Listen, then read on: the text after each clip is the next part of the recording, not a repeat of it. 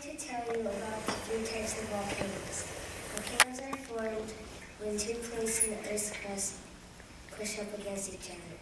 When there are cracks in the crust, magma pushes up, and when it builds up enough pressure, boom, it explodes. A stratovolcano is the most common type of volcano. A stratovolcano is formed when the slow, sticky lava cools and hardens.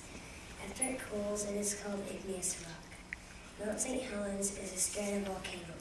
When it erupted in 1980, it killed 63 people and injured over 500. After the eruption, Mount St. Helens is 1,320 feet short. The next type of volcano is the shield volcano. This kind of volcano is formed when magma oozes onto the surface and hardens. Shield volcanoes are very flat, like Mauna Loa in Hawaii. It is a shield volcano. It erupts with continuous flows of lava, and it is the only U.S. state that is still growing. Composite volcanoes are the biggest volcanoes on Earth.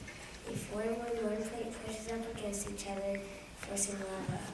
When they explode, they throw up ash, pumice, lava, gas, and rocks. Mount Vesuvius is a composite volcano. In 79 AD, Vesuvius exploded and covered the nearby town of Pompeii with ash and killing over 6,000 people. Today, I gave you a little information about the three types of volcanoes. If you want to